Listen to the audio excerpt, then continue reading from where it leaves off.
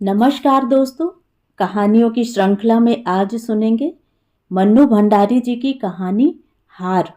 लेकिन उससे पहले मेरा आपसे विनम्र अनुरोध है कि अगर मेरे द्वारा सुनाई हुई कहानियाँ आपको अच्छी लगती हैं और आपने अभी तक मेरे चैनल को सब्सक्राइब नहीं किया है तो सब्सक्राइब ज़रूर करें, लाइक करें और अपने दोस्तों और परिचितों में शेयर भी करें।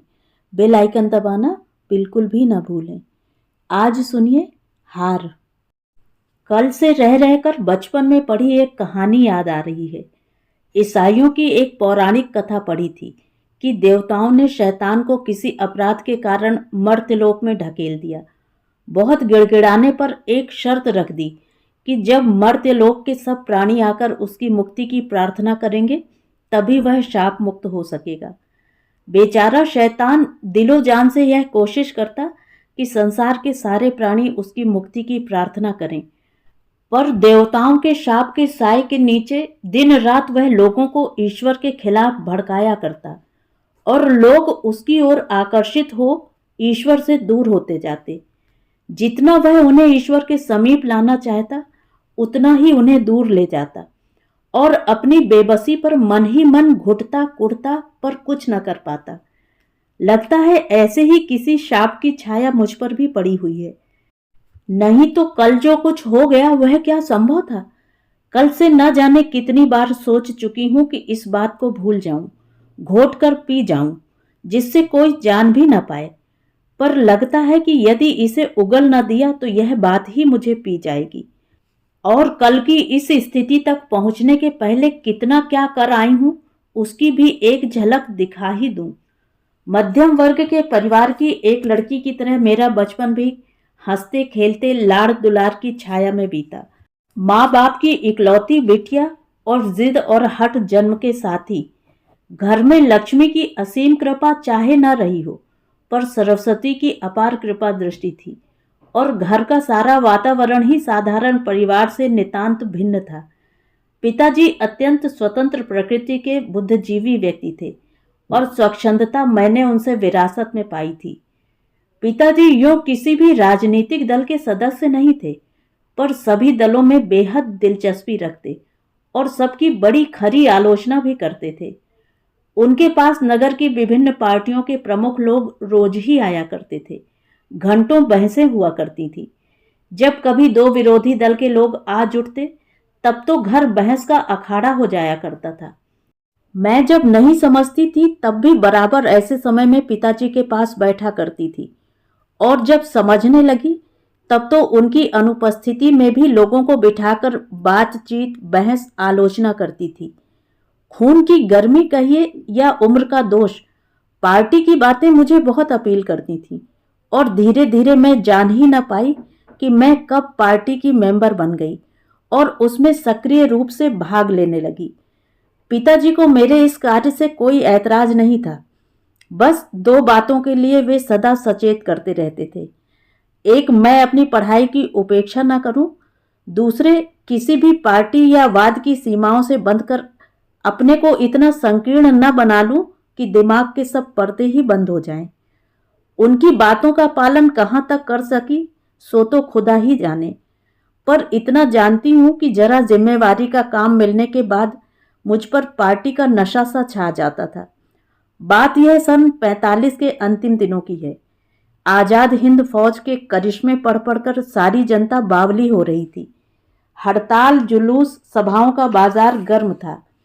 कॉलेज के छात्र छात्राओं में जोश का ऐसा ज्वार आया था कि बिना मतलब ही ब्लेड से अंगूठे काट काट कर एक दूसरे के या नेताजी की तस्वीर पर खून का तिलक करते फिरते थे और महसूस करते थे कि अपने इस हौसले के काम से आज़ादी की लड़ाई को उन्होंने एक कदम और आगे बढ़ा दिया है।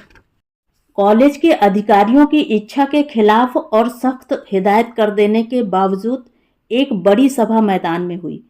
सारी बात तो इस समय ठीक से याद नहीं, पर वक्ता महाशय की किसी बात का मैं बड़े जोरों से विरोध कर उठी। वह मुझे शेर की तरह घूरने लगे और मेरे तर्क का उत्तर, जो कि शायद उनके वश के बाहर की बात थी, दिए बिना ही मुंह पर अपार घृणा लाकर झिड़कते हुए कहा, अब लड़कियों से राजनीति के मामले में बहस कौन करे? राजनीति की एबीसीडी भी तो जानती नहीं। हाँ, राजनीति का ठेका तो आप लोगों ने ले रखा है ना।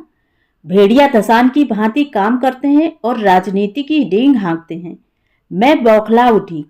खैर, उनका जो कार्यक्रम था वह हुआ और खूब जोर शोर से हुआ, पर मेरे मन में लड़कियों की राजनीतिक बुद्धि को लेकर जो ताना दिया गया था वह कुछ ऐसा चुभ गया कि मैं उसे कभी भूल न सकी। राजनीति को ही जीवन का क्षेत्र बनाने का जो संकल्प था वह दृढ़ से दृढ़तर हो गया। पर इस बात को मैंने महसूस किया कि सचमुच लड़कियों की राजनीतिक बुद्धि पर लोग अधिक विश्वास नहीं करते।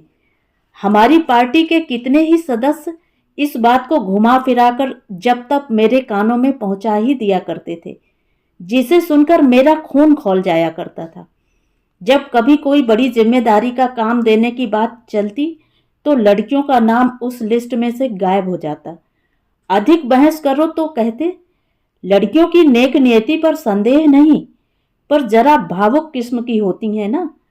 कहीं घर की याद आ जाए और रोने बैठ जाए तो सब चौपट हो जाए। इसके अतिरिक्त भी 50 तरह की झंझटें हैं लड़कियों को हर काम में साथ लेकर चलने में।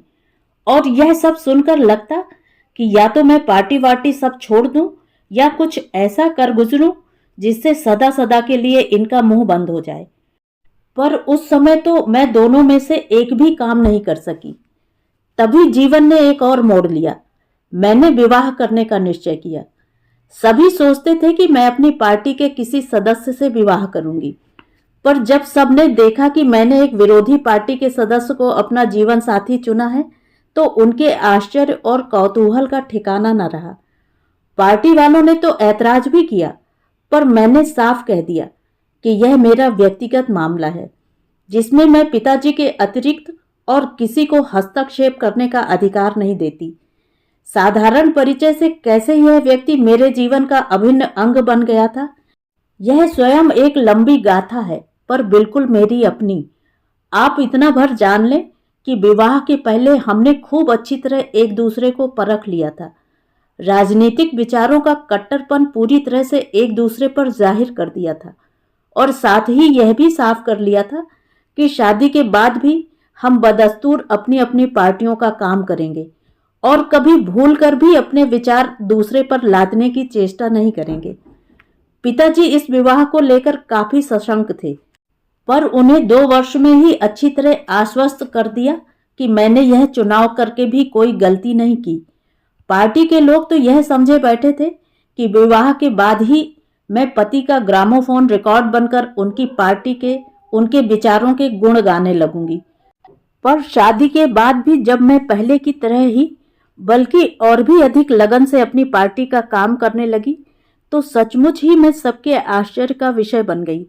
हम दोनों पति पत्नी अपने अपने विचारों पर इतनी दृढ़ता से विश्वास रखते थे भी यह संबंध कि उसमें किसी प्रकार की बाधा उपस्थित नहीं कर सका। हाँ, कभी कभी घर में बहस जरूर हो जाया करती थी, पर वह गर्मा गर्मी तक पहुंचे उसके पहले ही शेखर उसे मजाक का रूप देकर वातावरण के तनाव को कम कर देते थे। यूं हम दोनों में अपार स्नेह था, पर पार्टी की गुप्त बातें हम कभी एक दूसरे को नहीं बताते। इस मामले में हमारी एक सीमा थी जिसका अतिक्रमण कोई नहीं करता। आश्चर्य तो यह था कि न हमारे काम में किसी प्रकार की शिथिलता आई, न हमारे संबंध में ही किसी प्रकार की कटुता। दोनों चीजें समानांतर रेखाओं की भांति अलग चल रही थी, पर साथ साथ, और कभी टकराती नहीं थी। तभी चुनाव आ गए। आजादी के बाद का पहला चुनाव। बड़ा जोश, बड़ी गर्मी।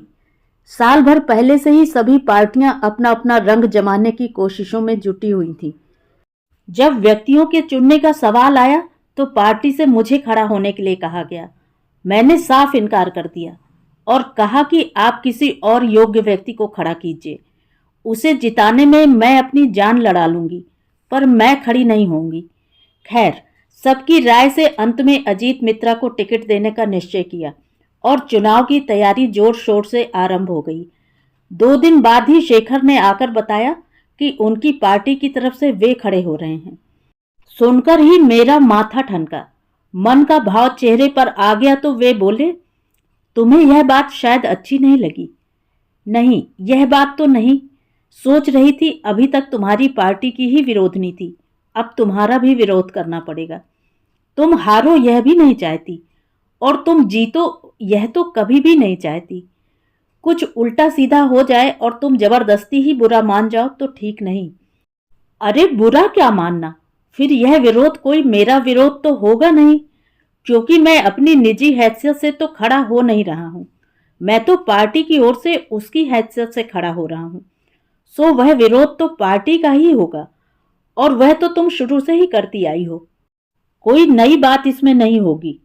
फिर 20वीं सदी के हर पढ़े लिखे स्त्री पुरुष को इस बात की पूरी स्वतंत्रता है कि वह अपने निजी विचार रखे और उनको अमल में लाने के लिए तहे दिल से कोशिश करे। तुम्हारी ऐसी उदारता देखकर ही तो मैं दिलो जान से तुम पर मर मिटी थी और फिर जानबूझकर ही हमने बातचीत का विषय बदल दिया। करने को चाहे हम बड़े बड़े आदर्शों की बातें कर गए, पर मैंने देखा ज्यों-ज्यों चुनाव की गर्मी बढ़ती जाती थी, त्यों-त्यों मन में कुछ तनाव आता जा रहा था। एक दिन पार्टी के दफ्तर में बैठे बैठे किसी ने ताना कस दिया कि मुझ पर अधिक विश्वास नहीं किया जाए, क्योंकि blood is thicker than anything else. Party के प्रति मैं चाहे कितनी ही वफादार हूं, आखिर पति तो पति ही है। फिर ऐसा पति जिस पर मुझे नाज था, जिसकी मैं सदा भूरी भूरी प्रशंसा किया करती थी। सुना तो आग लग गई। इच्छा तो हुई कि कोई कड़वी सी बात कहकर मन का गुबार निकाल लूं, पर वहां तो कुछ कर नहीं सकी। गुस्सा निकाला घर आकर शेखर पर। कल हम लोगों ने एक बहुत बड़ी सभा का आयोजन किया है, तुम्हारी कसकर धज्जियां बिखेरने वाली हूं। कान खोलकर सुन लो अभी से, नहीं तो कल फिर भिन भिन करोगे। अरे बाबा, तो कल सभा में धज्जियां बिखेरना, अभी से क्यों बिखेर रही हो? दूसरे दिन सचमुच ही उचित अनुचित का विवेक खोकर अपने पति के खिलाफ ऐसा जोरदार भाषण दे दिया कि ताना कसने वाले मित्र को उसी समय आकर मुझसे क्षमा मांगनी पड़ी। उस भाषण की सफलता ने मेरा हौसला बढ़ा दिया। लोगों पर उसका काफी प्रभाव पड़ा। लोगों के पास सबसे बड़ी दलील यही थी कि हमारी पार्टी में जरूर ही कोई अच्छी बात है। तभी तो सोने जैसे पति की निंदा करते भी लड़की हिचकिचाई नहीं। नहीं तो औरत के लिए पति का विरोध करना कोई सरल काम नहीं। अब तो आए दिन सभाएं होने लगी और मैं खुलेआम अपने पति की पार्टी की और कभी स्पष्ट और कभी अस्पष्ट रूप से शेखर की बुराई करने लगी। भाषणों में जोश रहता था और बोलने का ढंग ऐसा कि सुनने वाला एक बार तो मेरी बात का कायल हो ही जाता था। पार्टी के सभी सदस्य मुक्त कंठ से मेरी प्रशंसा करते और मैं फूली फिर रही थी। व्यस्त इतनी हो उठी कि घर और पति की सुध लेने का समय ही नहीं रहा। शेखर भी अपने काम में व्यस्त और मैं भी 4-5 दिन तक मिल भी नहीं पाते। जब साथ बैठने का अवसर आता तब भी बातचीत आजकल बंद सी ही हो गई थी। उनकी यह बेरुखी मुझे भाती तो नहीं, पर मैं परवाह भी नहीं करती थी। मन में कभी कुछ कशमकश भी चलती तो यह कहकर समझा देती कि विचारों का संघर्ष है। यूं हम आज भी एक दूसरे को उतना ही स्नेह करते हैं। चुनाव के कुल 15 दिन रह गए। इस कॉन्स्टिट्यूएंसी में दोनों पार्टी ने अपनी पूरी ताकत लगा दी थी। कोई अनुमान नहीं लगा सकता था कि परिणाम क्या होगा। टक्कर बहुत जोरदार थी और फिर एक ओर पति और दूसरी ओर पत्नी के होने से सब लोगों के आकर्षण का केंद्र बन गई थी। हमारी विरोधी पार्टी के पास साधन थे, सुविधा थी। वे लोग पानी की तरह पैसा बहा रहे थे, जबकि हमारे पास कितने ही काम पैसे की वजह से रुके पड़े थे। कार्यकर्ताओं की कमी नहीं थी। लोग रात दिन एक करके खून पसीना बहाकर काम कर रहे थे, पर पैसा कहां से आए? एक एक चुनाव के लिए जितना कोटा मिला था वह समाप्त हो चुका था, बल्कि उससे अधिक ही खर्च हो चुका था। फिर भी पैसे की आवश्यकता बनी ही थी। आखिर निर्णय किया गया कि सब सदस्य ही सामर्थ्य भर सहायता करें। यदि संभव हो सका तो पार्टी बाद में अदा कर देगी। मैं घर पहुंची। मेरी निजी संपत्ति कुछ भी नहीं थी। शेखर से मांगना भी उचित नहीं था। कोई और रास्ता न देखकर मैंने अपने पिता के यहाँ से मिले जेवरों का बॉक्स पार्टी के हवाले कर दिया। शेखर को भी यह बात मालूम पड़ी, पर वे बोले कुछ नहीं। यूं भी मैं जेवर पहनती नहीं थी, ना शौक था ना आवश्यकता। फिर अभी तो जैसे जीने मरने की बाजी लगी हुई थी, जेवरों की क्या बिसात। दिन सरकते जा रहे थे और मेरा पागलपन बढ़ता जा रहा था। सवेरे जल्दी ही निकल जाती, घर जाकर लोगों को समझाना, बस्तियों में जाकर लोगों के मन में अपनी पार्टी के लिए सहानुभूति पैदा करना और उन्हें अपने पक्ष में करना, बस यही काम था। शेखर से बात किए हुए भी कई दिन हो गए थे, पर वह सब कुछ मैंने उठाकर ताक पर रख दिया। आखिर 3 दिन बाकी रह गए। शाम को मैं किसी काम से घर आई, देखा शेखर भी बैठे हैं, किसी काम में व्यस्त थे। उन्होंने एक क्षण मेरी ओर आंख उठाकर देखा, फिर बिना एक भी शब्द बोले अपना काम करने लगे। जाने क्यों मुझे यह उपेक्षा चुभ गई।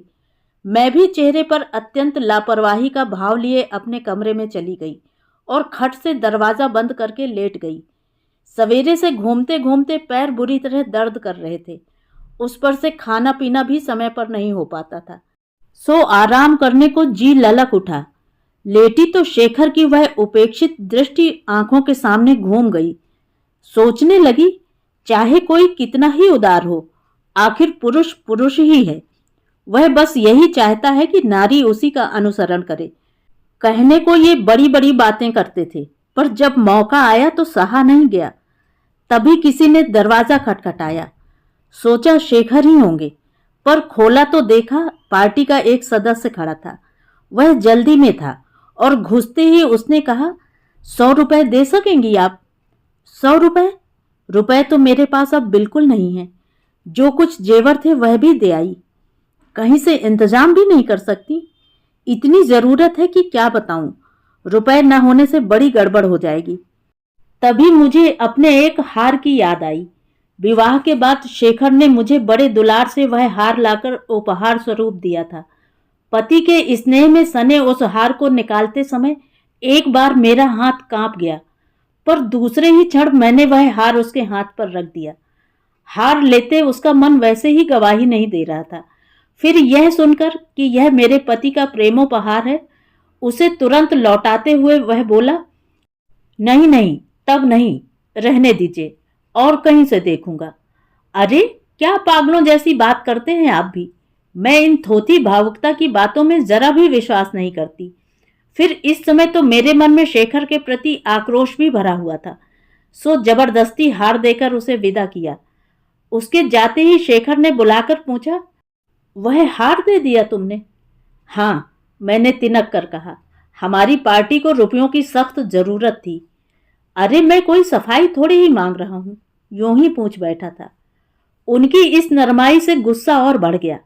मन ही मन कहा, सफाई मांगो भी तो यहां कौन देने बैठा है। दूसरे दिन पार्टी के दफ्तर गई तो चारों ओर मेरी प्रशंसा हो रही थी। कोई और समय होता तो उस प्रशंसा से मन फूल उठता, पर कल से जाने कौन सा कांटा मेरे मन में रह रहकर चुभ रहा था और मैं पूरी तरह खुश नहीं हो पा रही थी। मैं कब से शेखर की उपेक्षा करती आ रही थी, पर उस ओर से नितांत बेखबर होकर बार बार मुझे उनकी उपेक्षा का ध्यान आ जाता और मन सुलग उठता। बार बार सोचती, जब परीक्षा का मौका आया तो सारा आदर्शवाद झड़ गया। ये पुरुष होते ही ऐसे हैं, अंदर से कुछ ऊपर से कुछ। मैंने तो शादी के पहले ही साफ साफ कह दिया था कि दुनिया की कोई ताकत मुझे पार्टी से अलग नहीं कर सकेगी। अब पार्टी का काम करती हूं तो इसमें मुंह फुलाने की क्या बात है। मैं तो मुंह नहीं फुलाती। यही सब सोचते सोचते और काम करते करते रात के 11:30 बज गए। कल तो चुनाव ही था। सोचा घर जाकर थोड़ी देर सो लिया जाए, क्योंकि दूसरे दिन सवेरे 5 बजे से ही लोगों को लाने का काम शुरू करना था। जैसे ही घर में घुसी, देखा शेखर के कमरे की बत्ती जल रही थी और वे अपने परम मित्र से बातें कर रहे थे। मन में जाने कैसा कौतूहल हुआ बात सुनने का। शायद किसी रहस्य का ही उद्घाटन हो जाए। यह सोच मैं चुपचाप दरवाजे पर जाकर खड़ी हो गई। रोम रोम कान बनकर अंदर की बात सुनने लगा। पता नहीं क्यों तुम 2-3 दिन से बड़े खिन्न दिखाई देते हो। अरे मुझसे शर्त बदलो, जीत तुम्हारी निश्चित है, मित्र ने कहा। इसी का तो गम है भाई, मेरी जीत की संभावना ही मुझे खिन्न बनाए दे रही है। सोचता हूं मैं हार भी गया तो उस लज्जा को सह लूंगा। पुरुष हूं और सहने का आदी। पर जीत गया तो दीपा का क्या होगा? तुम देखते हो पगली हो गई है इसके पीछे। वह हार का धक्का बर्दाश्त नहीं कर सकेगी। और सच पूछो तो इसीलिए चाहता हूं कि मैं हार जाऊं। बड़े हताश और बुझे हुए स्वर में शेखर ने कहा, क्या पागलों जैसी बातें कर रहे हो? उनको जब तुम्हारी कोई चिंता नहीं तो तुम क्यों उनकी चिंता से यूं गमगीन हुए बैठे हो? तुम्हारी निंदा करने में वह पागलपन की सीमा तक उतर आई थी, यह भी याद है? मुझे उसके इस पागलपन से ही तो प्यार है शर्मा। जब देखता हूं कि लड़कियां भावुकता को परे रखकर किसी बात पर यूं खुले दिमाग से सोच सकती हैं तो भारत के सुनहरे भविष्य की तस्वीर आंखों में उतर आती है। इससे अधिक कुछ भी सुनना मेरे लिए असंभव हो गया। रात कैसे बीती मेरा खुदा ही जानता है। 5 बजे मैं अपने काम पर न जा सकी। ठीक 8 बजे विक्षिप्ता अवस्था में मैं अपना वोट जाने कैसे अपने पति की पेटी में डाल आई। तो ये थी कहानी। कहानी आपको कैसी लगी कमेंट करके ज़रूर बताएं।